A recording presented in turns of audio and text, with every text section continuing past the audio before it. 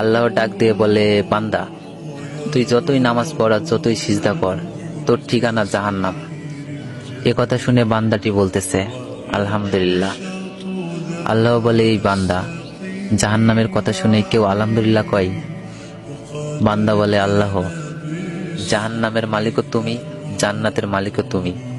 তুমি আল্লাহ যদি খুশি হয়ে আমাকে জাহান্নামও দাও, আমার আপত্তি করার কোনো অধিকার নেই।